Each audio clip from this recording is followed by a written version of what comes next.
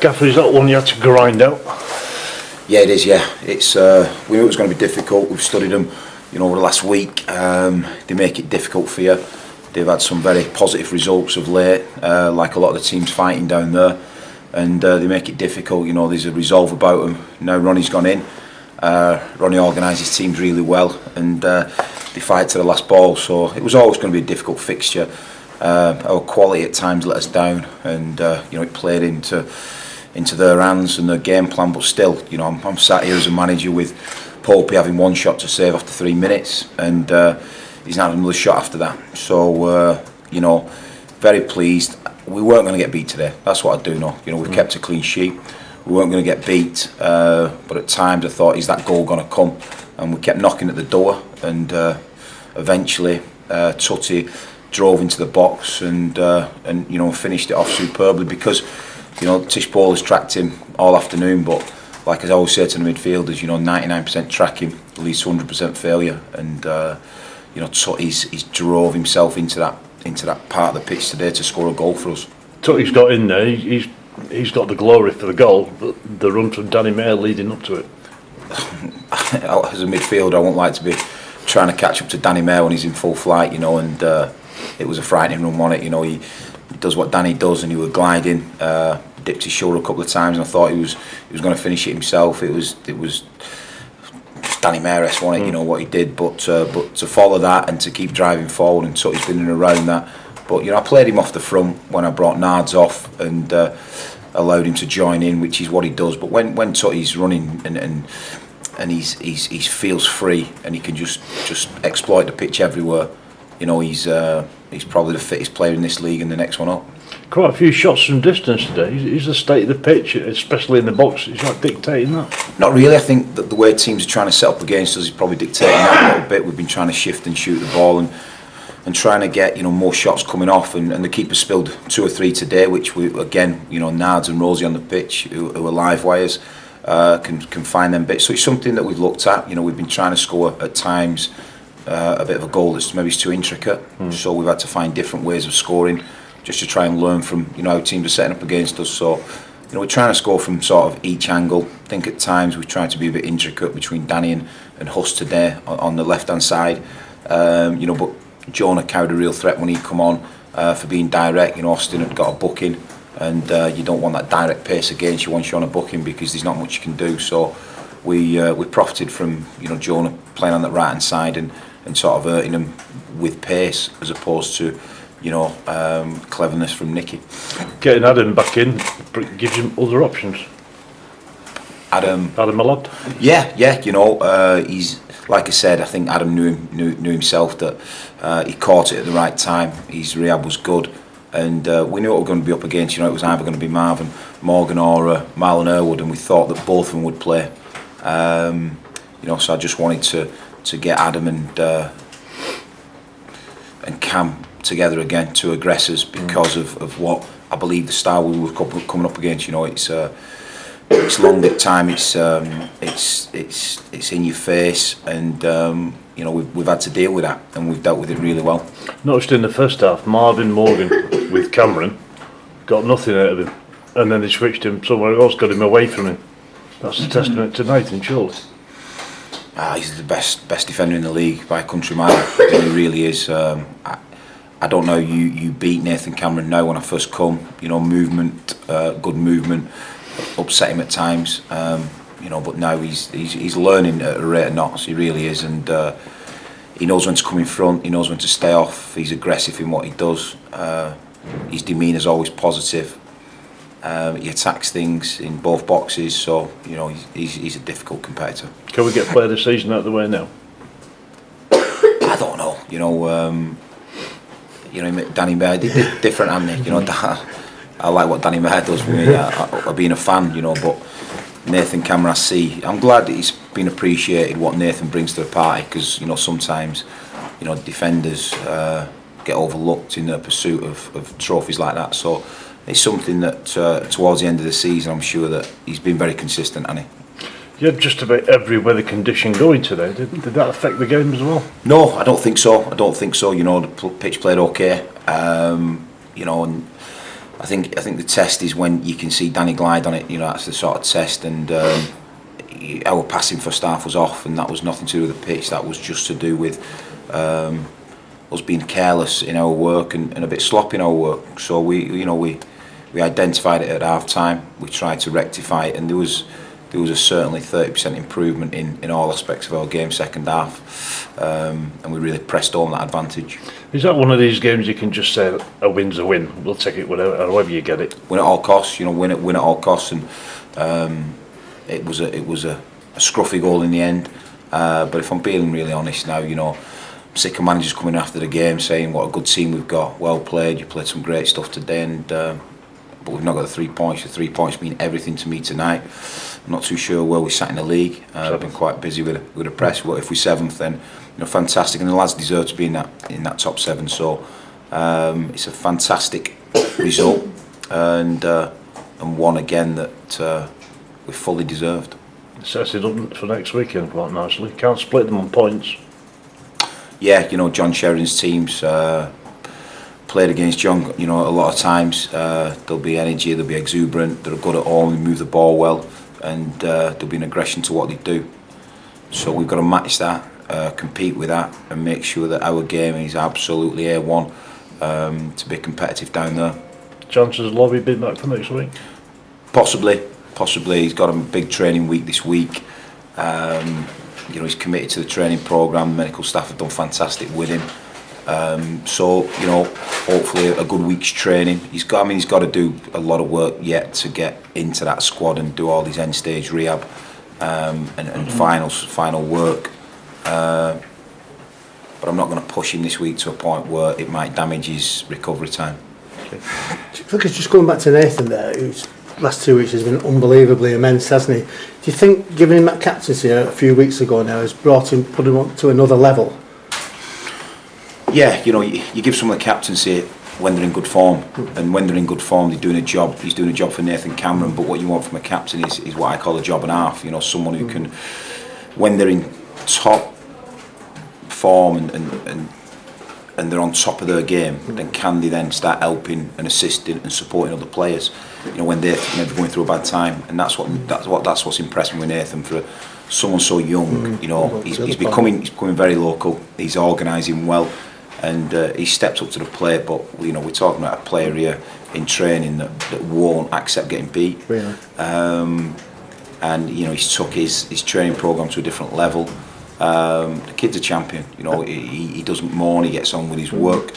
When he's running, he's bringing more on. When he's weights, let's do more. He epitomises what I want from a football player. How far can he go then? Certainly playing a champ, and playing a team that's challenging. Championship football, and you see players like Ben Mee and Shaq's in the Premiership. Kieran Trippier's different. He's outstanding in what he does, and his youth, and he's energetic. But certainly when I look at the centre halves, Keane, who went from Man United to Burnley, you just never know. So you've got the whole centre halves: Chester, Bruce, McShane. He can get to that level. Better than McShane now, isn't he? He can get to that level. He really can. That's what we're dealing with here. But I'm lucky to work with him. As a coach, manager, I work with the kid every day, and he is why you do what you do. I'm just saying to Tutty there, what was the biggest quality there? Because you got them both today, but was it bravery or patience? I think finding a way to win, finding that way to win. Hartlepool weren't going to score against us today. That's what at half time. I knew what was said and what was executed. I know for a fact that they weren't going to score. There was no way that Hartlepool was going to score second half.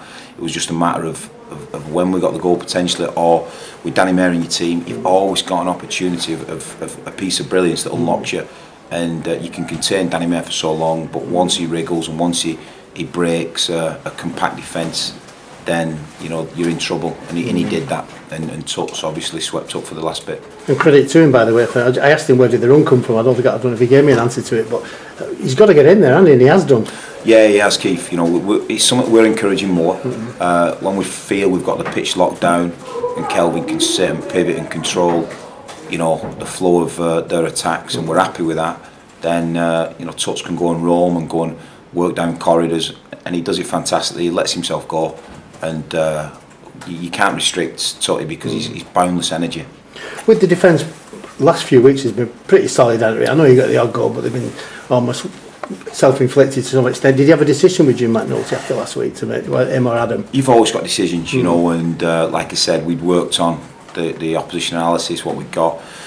We did believe it would be Marlon Irwood and Marv Morgan, so 2 6'2" centre forwards, and I wanted 2 real aggressors, and Notes understood that. Of course, he's disappointed. He wants to play, he wants to be a part of what we're doing, but he accepted it, and I'm glad today that we've won for Notes, because once he'd accepted the decision, he's really galvanised people in that dressing room before, at half time and them after the game. So I'm delighted with the players that have been rested today, that they've really supported the group. And to be fair to him, I didn't notice if he did it today, but he was saying the other week, I can't think where it was, when he wasn't playing, he was there on the field at the end though, wasn't he? Was he there doing the same again? Obviously the dressing room he was, he said. Yeah, that's what I've got. I've got a group now who want to win as a squad and want to celebrate with each other and be part of each other's lives. They're doing it for that. They're doing it for each other, Keith. When you've got a good squad and the right team spirit, it comes from the win. They're doing it for the people at home who they love, but more importantly, they're doing it for the teammates. You look the way you look at someone sometimes on a pitch. You know that you want to run for that person, and that's what I'm trying to build at the football club. It does take time. It takes time, patience, but we'll get there, because once it becomes motivated by the player and not motivated by myself or my staff, then that is the perfection you're looking for. Just mentioned Danny Mayer, who's Frank Mercurial, be it right for all left foot today. Chairman was saying the other day, you're looking at £1 million. Do you think, sort of last few years, that had been almost unheard of? It's unheard of to go from a player from this division to the Championship, to the Premiership. They've gone to the Championship and then gone on. Do you think Grimes has changed, the lad from Exeter going to Swansea? Do you think he's changed the ground rules a little bit and put a price tag on Danny in that sort of respect? You've got Scotty Hogan, went for £1 million. Yeah. You've got Matty Dawn, a 27-year-old. Oh, I love it. 500 grand. Is that what they got for him? Yeah, they got 500 grand. Wow. So I remember playing for Wrexham Reserves. Things are absolute stars. Outstanding. So you're looking at 2 players there down the road that've got that sort of money.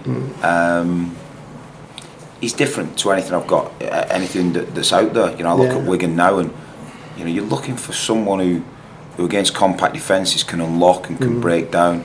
But he's got to go to the. If he is going to go anywhere, he's got to go to the right place, because Danny Mayer needs a lot of support, needs a lot of love, he needs a lot of encouragement, and he gets that here, because I think the world of the kid. Yeah, I mean, has Grimes in some ways set a benchmark? Was it 1.25 or something? Yeah, he probably has. Well, you look at the boy at MK Dons, League One, Dele Alli. Dele Alli, Four, and I think it stretches to 6. So, I think it is, because again, you've got English players who, when they get it right, you look at Burnley, very British team. You look at Bournemouth flying with a real British team again.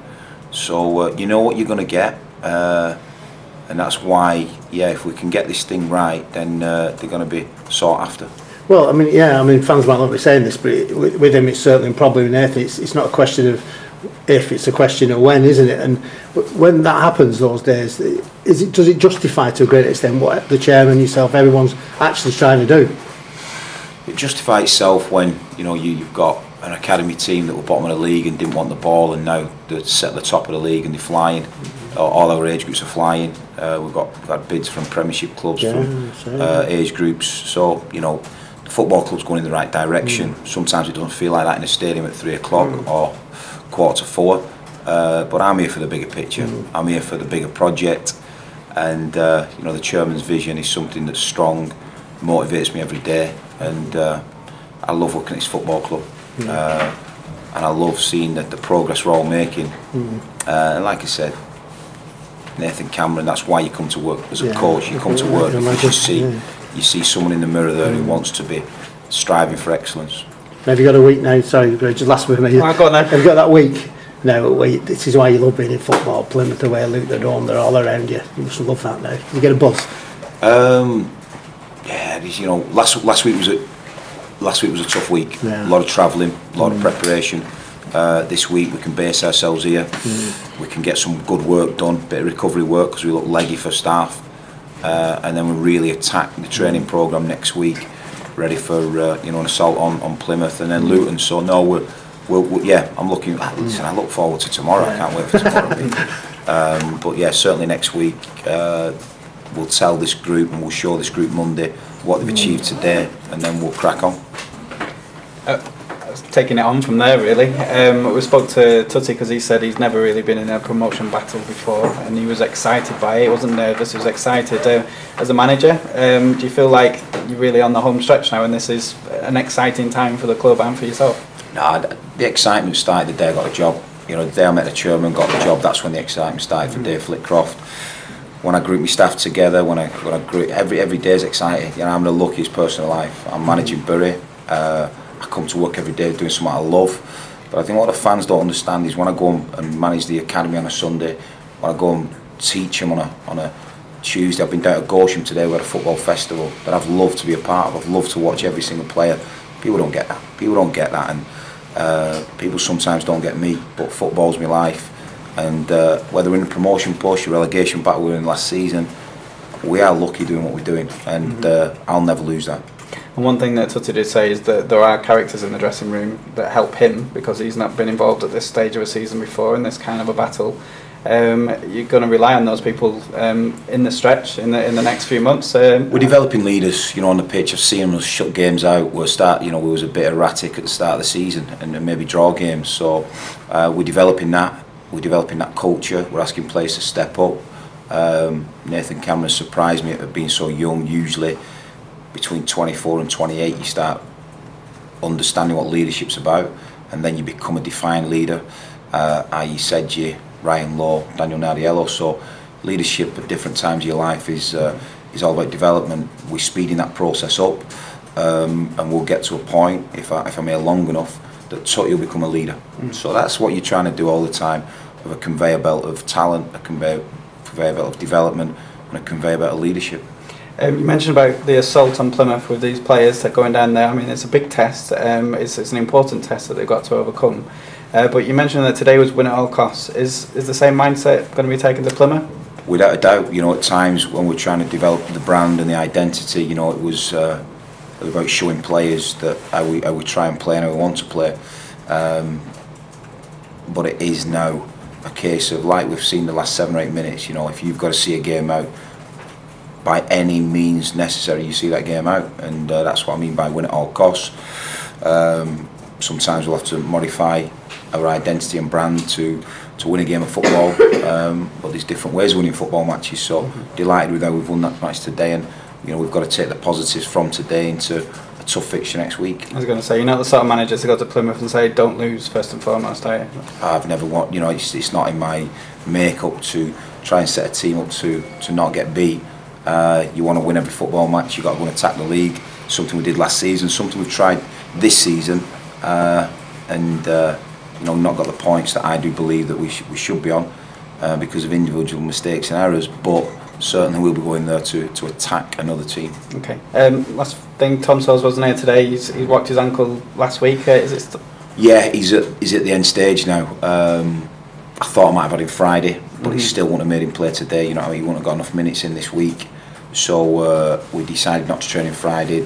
He'll be in Saturday. He's trained today. He'll be in Sunday, and by Monday we should be a bit clearer to where Sawes is at. But you know, Tom's been an unbelievable player for us this season, and he's a miss. Whenever he's out, he's a miss because he adds so much to the squad with his quality, with his class, with his elegance, with his power. But he can play anywhere. So you know, I want Sawsy back, certainly for the running. Okay. And one person I did meet today, which I don't think he ever played under you, was Stephen Schumacher. I was just thinking about the amount of time that you've got left before you figure out if there's any players out there that are interested in you. Is there about a month left before the end of the window? Yeah. Yeah.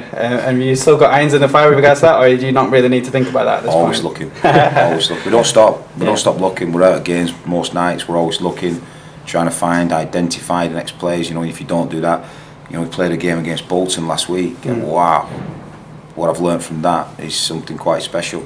So We're actually finding out. I know that I think Rachina scored a couple for Bolton, didn't he? What was the actual score in that game? 3-0. 3-0. Yeah, Okay. 3-0. But it's the best Bolton 21s team that I've visited, and you know, it was a brilliant game for us to look at in terms of recruitment and see what they've got and see what they're doing, because Ian Brunskill's gone in there, the 21s manager, and got them going. So no, it was an enjoyable 3-0 defeat.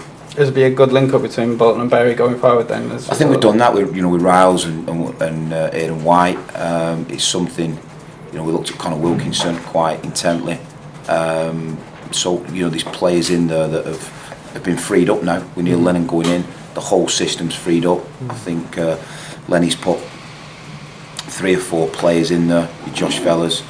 And with Kells going to Man United, Andy Keller. Yeah. It's really, the thing's moving. It really is moving, and it's brilliant to see. To see lads that were probably stagnated start expressing themselves, and that's what I saw the other day. So it's just a link that certainly we want. The chair's got a fantastic relationship with Phil Gartside, so it's something that we can certainly look at. Yeah, it just goes to show when you trust young players, what they can give you back is amazing, isn't it? Sometimes they've got to feel trust. The young players, they're going to make mistakes. You can see what we've done with Danny. I trust him with my life, no problem. He'll make mistakes for a start. He'll get the ball away a few times, but he's inadvertently won us the game.